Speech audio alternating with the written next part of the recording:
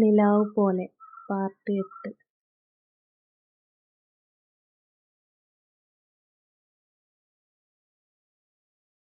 ലക്ഷ്മി വാങ്ങിക്കൊടുത്തത് ഓരോന്നായി നല്ല ഭംഗിയിൽ അടുക്കി വെക്കുകയാണ് ഇഷാനി. മനസ്സിൽ വല്ലാത്തൊരു സന്തോഷം തോന്നുന്നു.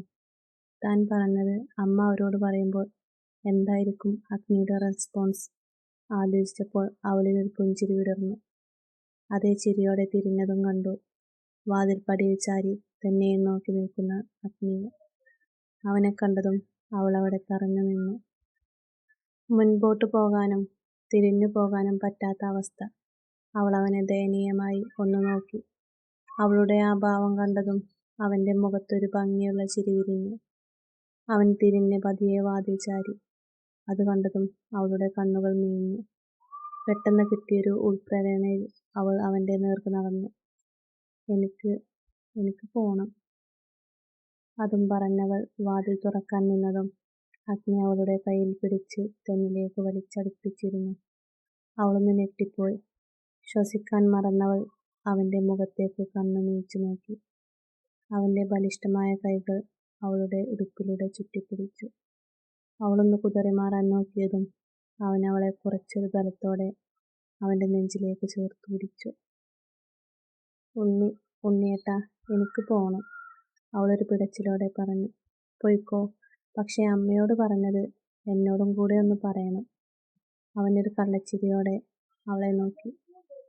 അത് കേട്ടതും അവൾ കണ്ണുകൾ ഇറുകെ അടച്ചു, മുഖം കുനിച്ചു. പറയുന്നത് വരെ നമുക്ക് ഇങ്ങനെ നിൽക്കാം.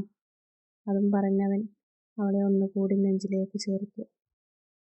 ഞാൻ പറയാം, അവൾ ഇരു കൈകളും അവന്റെ നെഞ്ചിൽ വെച്ച് പുറകോട്ട് തള്ളാൻ ശ്രമിച്ചുകൊണ്ട് പറഞ്ഞു.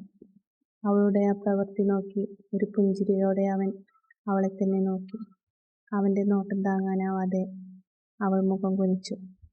പറയ് ഇഷാനി, നിനക്ക് ഈ മനക്കൽ അഗ്നിദേവിന്റെ പാതിയാകാൻ സമ്മതമാണോ? അവളുടെ ചെവിക്കടുത്തേക്ക് മുഖം അടുപ്പിച്ചവൻ ചോദിച്ചതും അവന്റെ ശ്വാസത്തിന്റെ ചൂട് അവളുടെ മുഖത്ത് തട്ടി. അവളൊരു പിടച്ചിലോടെ അവന്റെ കയ്യിൽ നിന്നും പിന്നോട്ട് വലിഞ്ഞതും അവൻ അവളെ അവന്റെ നെഞ്ചിലേക്ക് വലിച്ചടുപ്പിച്ചു. പ്രതീക്ഷിക്കാതെയുള്ള അവന്റെ ആ പ്രവൃത്തിയിൽ അവളുടെ മാറിടം അവന്റെ നെഞ്ചിലേക്ക് അമർന്നു. അവൾക്ക് തളർന്നു പോകുന്നത് പോലെ തോന്നി. ദേഹമാകെ വിയർക്കുന്നു. അവൻ അവളുടെ മുഖം പിടിച്ച് അവന് നേർക്ക് ഉയർത്തി. അവന്റെ വലം കൈ അവളുടെ ഇടുപ്പിൽ മുറുകി. പ്ലീസ് ഇഷാനി, എനിക്ക് നിന്നിൽ നിന്ന് തന്നെ അത് കേൾക്കണം. അവന്റെ സ്വരം നേർത്തു. അവൻ അവളുടെ മുഖത്തേക്ക് അത്രമേൽ പ്രണയത്തോടെ നോക്കി. അവൾ അവന്റെ കണ്ണുകളിലേക്ക് തന്നെ നോക്കി. അവളുടെ ഹൃദയം എന്തിനോ വെപ്രാളപ്പെട്ടു. എനിക്ക് സമ്മതമാണ് ഉണ്ണിയേട്ടന്റെ പാതിയാവാൻ. അവളുടെ നേർത്ത സ്വരം അവൻ അവളെ ഗാഢമായി പുണർന്നു. അവളുടെ മാറിട നെഞ്ചിലമർന്നപ്പോൾ അവനൊന്ന് വിറച്ചുപോയി. ഉണ്ണി! അച്ഛമ്മയുടെ വിളി കേട്ടതും അവൾ അവനിൽ നിന്നും പിടഞ്ഞു മാറാൻ നോക്കി. അവൻ പെട്ടെന്ന് തന്നെ അവളെ ഇരുകൈകൾ കൊണ്ടും വരിഞ്ഞു മുറുക്കി കവിളിൽ അമർത്തി ചുംബിച്ചു.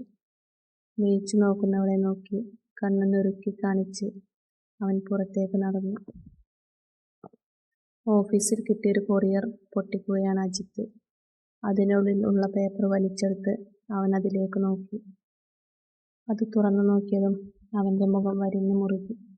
അവൻ ചാടി എഴുന്നേറ്റ് കാറ്റുപോലെ പുറത്തേക്ക് പോയി. അഗ്നിദേവ് വേഴ്സ് ഇഷാനി. അവന്റെ കണ്ണുകൾ ആ ഇൻവിറ്റേഷൻ ലെറ്ററിൽ തന്നെ തറഞ്ഞു നിന്നു. സാവിത്രിയും അതിന്റെ ഷോക്കിലാണ്. മനക്കൽ അഗ്നിദേവിന്റെ ഭാര്യയായി ഇവളെങ്ങനെ? അതിന് മാത്രം എന്ത് പ്രത്യേകതയാണ് ഈ പെണ്ണിനുള്ളത്? അവർ മകനെ നോക്കി. അവന്റെ കണ്ണുകൾ അത്രയും അതിലുള്ള അവരുടെ ഫോട്ടോയിലാണ്. ചിരിയോടെ പരസ്പരം നോക്കി നിൽക്കുന്ന ഇഷാനിയും അഗ്നിയും. ജിത്തുവിന്റെ കണ്ണുകൾ അവളിൽ തന്നെ നിന്നു. വർഷ പോയിട്ട് 2 ആഴ്ചയായി. ഡിവോഴ്സ് തന്നെയാണ് തീരുമാനം. ജിത്തുവിനും എതിർപ്പൊന്നുമില്ല. അത്രക്കും മടുത്തിരുന്നു അവനവളെ. പണത്തിന്റെ അഹങ്കാരവും അധികാരവും, എല്ലാവരും അവളുടെ ചൊൽപ്പടിക്ക് നിൽക്കണമെന്ന വാശിയും. സാവിത്രിയോട് മിണ്ടാറ് പോലുമില്ലായിരുന്നു അവൾ. ഇഷാനി തങ്ങൾക്കൊരു വലിയ നഷ്ടമായിരുന്നു. ആ കാർഡ് അവന്റെ കയ്യിൽ ചുരുണ്ടു മടങ്ങി. നിറയെ ലൈറ്റുകളും പൂക്കളുമൊക്കെയായി ഭംഗിയിൽ അലങ്കരിച്ച വീടിന്റെ മുറ്റത്തേക്ക് അവൾ അമ്പരപ്പോടെ നോക്കി. ഇന്നൊരു രാത്രി കൂടെ കഴിഞ്ഞാൽ താൻ മനക്കൽ അഗ്നിദേവന്റെ പാതിയാവും. നാളെ മുതൽ പുതിയൊരു ജീവിതം. കഴിഞ്ഞു പോയതൊക്കെ ഒരു ദുസ്വപ്നം പോലെ തോന്നി അവൾക്ക്. ചുവപ്പ് നിറത്തിലുള്ള കാഞ്ചീപുരം പട്ടുസാരിയും കരിമ്പച്ച നിറത്തിലുള്ള ബ്ലൗസും ഇട്ട് സർവാഭരണ വിഭൂഷിതയായി അതിസുന്ദരിയായി ഈശാന്യ മണ്ഡപത്തിൽ കയറി. ഓഫ് വൈറ്റ് നിറത്തിലുള്ള മുണ്ടും ഷർട്ടും ആയിരുന്നു അഗ്നിയുടെ വേഷം. രണ്ടുപേരും ഒന്നിച്ച് സദസ്സിനെ വണങ്ങി. രണ്ടുപേരെയും കാണാൻ ഒരുപോലെ ഭംഗിയുണ്ടായിരുന്നു. താലി കെട്ടിക്കോളൂ, പൂജാരി പറഞ്ഞതും അവൾ അവനെ നോക്കി. അവളോടൊന്ന് കണ്ണിറുക്കി കാണിച്ച് അവൻ താലി അവളുടെ നേർക്ക് നീട്ടി. അവളൊരു പുഞ്ചിരിയോടെ അവന് തല കുനിച്ചു കൊടുത്തു. താലി കെട്ടി സീമന്തരേഖ ചുവപ്പിക്കുമ്പോൾ അവളുടെ കണ്ണുകൾ നിറഞ്ഞു. ഓഡിറ്റോറിയത്തിൽ നിന്നും വീട്ടിലെത്തുമ്പോൾ സമയം 9 കഴിഞ്ഞിരുന്നു. അവന്റെ കൂടെ വീട്ടിൽ വന്നിറങ്ങുമ്പോൾ പതിവില്ലാത്തൊരു വെപ്രാളം അവളെ പൊതിഞ്ഞു. കാറിൽ നിന്നും ഇറങ്ങാൻ നിന്നതും അവൻ അവളുടെ കയ്യിൽ പിടിച്ചു. അവൾ എന്തെന്ന ഭാവത്തിൽ അവനെ നോക്കി. ആദ്യമായിട്ട് ഈ വീട്ടിലേക്ക് വന്നതുപോലെയല്ല ഇപ്പോൾ ഇങ്ങോട്ട് വന്നത്. ഇവിടുത്തെ ഒരംഗമായിട്ടാണ്, എൻ്റെ ഭാര്യയായിട്ടാണ്. അതുകൊണ്ട് കഴിഞ്ഞു പോയതൊക്കെ മറന്ന് മനക്കൽ അഗ്നിദേവന്റെ ഭാര്യയായിട്ട് വേണം ഇന്നകത്തേക്ക് കയറാൻ, അവൻ സൗമ്യമായി പറഞ്ഞു. അവൾ അവനെ നിറഞ്ഞ കണ്ണുകളോടെ നോക്കി തലയാട്ടി. അമ്മ നിലവിളക്കുമായി വന്നപ്പോൾ സങ്കടവും സന്തോഷവും ഒരുപോലെ തോന്നി അവൾക്ക്. പൂജാമുറിയിൽ അവന്റെ കൂടെ കണ്ണടച്ചു കൈകൂപ്പി നിൽക്കുമ്പോൾ അവളുടെ കവിളിലൂടെ മെയ്നീർ ഒലിച്ചിറങ്ങി. ഈ ജന്മവും ഇനിയുള്ള ജന്മവും ഇവരെയെല്ലാം തനിക്ക് തന്നേക്കണേ ദൈവമേ, അവൾ ഉള്ളുരുകി പ്രാർത്ഥിച്ചു. എല്ലാം കഴിഞ്ഞ് ബന്ധുക്കളെല്ലാം പോയപ്പോഴേക്കും സമയം ഒരുപാടായിരുന്നു. ഭക്ഷണം കഴിഞ്ഞ് ലക്ഷ്മിയുടെ കൂടെ സഹായിക്കാൻ ചെന്ന അവളെ ദേവകി ചേച്ചിയും ലക്ഷ്മിയും കൂടി പറഞ്ഞു വിട്ടു. റൂമിലിരിക്കുമ്പോൾ അവൾക്ക് എന്തൊക്കെയോ വെപ്രാളം തോന്നി. ഇനി കുറച്ച് സമയത്തിനുള്ളിൽ താൻ അഗ്നിയുടെ റൂമിലേക്ക് പോകും. ഇനി മുതൽ അവന്റെ കൂടെയായിരിക്കും താൻ ഉറങ്ങുന്നത്. ഓരോന്നാലോചിച്ച് ടെൻഷൻ അടിച്ചു നിൽക്കുമ്പോഴാണ് കയ്യിലൊരു കവറുമായി ലക്ഷ്മി വന്നത്. ഞാനിപ്പോ വരാം, അപ്പോഴേക്കും മോളി സാരി ഉടുക്ക്, അവരൊരു പുഞ്ചിരിയോടെ പറഞ്ഞു. സാരിയൊന്നും വേണ്ട അമ്മേ, അവൾ ദയനീയമായി അവരെ നോക്കി. അത് കണ്ടതും അവർ ചിരിയോടെ അവളെ നോക്കി. സാരി ഉടുക്കാതെ പിന്നെ? സാരിയൊക്കെ ഉടുത്ത് സുന്ദരിയായിട്ട് വേണം അഗ്നിയുടെ റൂമിലേക്ക് പോവാൻ. ഇതൊക്കെ ഒരു ചടങ്ങല്ലേ, നമ്മളായിട്ട് ഇത് മാറ്റണ്ടല്ലോ, അവർ സ്നേഹത്തോടെ പറഞ്ഞതും അവളൊന്ന് മൂടി. അവളെ സാരി ഉടുക്കാനും ഒരുങ്ങാനുമൊക്കെ അവർ സഹായിച്ചു. ഇനി വാ, അമ്മ റൂമിലാക്കിത്തരാം. അത് കേട്ടതും അവൾക്ക് ഹൃദയമിടിപ്പ് കൂടി. ലക്ഷ്മി പോയൊരു ഗ്ലാസ് പാലുമായി വന്ന് അവൾക്ക് കൊടുത്തു. റൂമിന് മുൻപിലെത്തിയപ്പോൾ അവൾ വീണ്ടും അവരെ നോക്കി. മോള് ചെല്ല്, ഞാൻ പോയി അമ്മക്ക് മരുന്നെടുത്തു കൊടുക്കട്ടെ. അവൾ പതിയെ ഡോർ തുറന്ന് അകത്തേക്ക് കയറി. വാതിലടക്കാതെ ചുറ്റും നോക്കി. അവൻ അവിടെ എങ്ങും ഇല്ലെന്ന് കണ്ടതും അവൾക്ക് ശ്വാസം നേരെ വീണു. ഈ വീട്ടിലെ ഏറ്റവും വലിയ റൂം അവൻ്റേതാണെന്ന് തോന്നി അവൾക്ക്. 1-2 പ്രാവശ്യം മാത്രമേ അവൾ ഈ റൂം കണ്ടിട്ടുള്ളൂ. പിറകിൽ വാതിലടയുന്ന ശബ്ദം കേട്ടതും അവൾ തിരിഞ്ഞു നോക്കി. വാതിൽ ചേർത്തടച്ച് ഒരു പുഞ്ചിരിയോടെ അഗ്നി.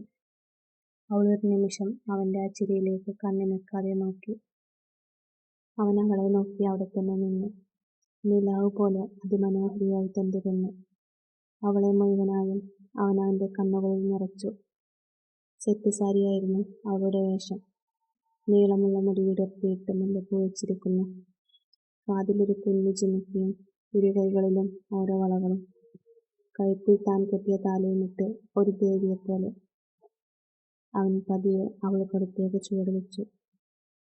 അവന്റെ സാമീപ്യം അടുത്തറിഞ്ഞതും അവൾ അവനെ വെപ്രാളത്തോടെ നോക്കി മുഖം കുനിച്ചു.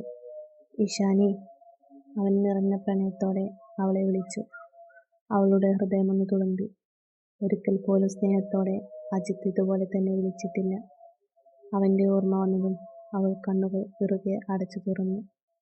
ഇല്ല, അഗ്നിക്ക് വാക്ക് കൊടുത്തതാണ്, ഇനി അതൊന്നും ഓർക്കില്ല എന്നുള്ളത്. അവൻ അവളെ കണ്ണിമയ്ക്കാതെ നോക്കി. ഉള്ളിൽ എന്തൊക്കെയോ മോഹങ്ങൾ ഉണരുന്നു. അവളുടെ കയ്യിൽ നിന്നും പാൽ ഗ്ലാസ് വാങ്ങി അവൻ ടേബിളിൽ വെച്ചു. തന്റെ മുഖത്ത് നോക്കാതെ തലകുനിച്ചു നിൽക്കുന്ന അവളുടെ അടുത്തേക്ക് ഒന്നുകൂടി ചേർന്നു നിന്നു. അതറിഞ്ഞതും അവളൊന്നുകൂടി പിറകോട്ട് നിന്നു. അത് കണ്ടതും അവൻ അവളുടെ കയ്യിൽ പിടിച്ച് അവനിലേക്ക് വലിച്ചടുപ്പിച്ചു. അവൾ അവനെ മിഴിച്ചു നോക്കി. അഗ്നിയുടെ ദൃഢമായ കൈകൾ അവളുടെ ഇടുപ്പിൽ മുറുകി. അവളുടെ ശരീരം അവനിലേക്ക് മുഴുവനായി അമർന്നു. അവന്റെ കൈകൾ സാരിക്കിടയിലൂടെ അവളുടെ നഗ്നമായ വയറിലൂടെ ഇഴഞ്ഞു നീങ്ങിയതും അവളൊന്ന് പൊള്ളിപ്പിടഞ്ഞുകൊണ്ട് അവനെ മുഖമുയർത്തി നോക്കിയതും അവൻ അവളെ കൈകളിൽ കോരിയെടുത്ത് ബെഡിലേക്ക് നടന്നു. പതിയെ അവളെ അതിലേക്ക് കിടത്തി. "നീ എന്നെ വല്ലാതെ കൊതിപ്പിക്കുന്നു പെണ്ണേ."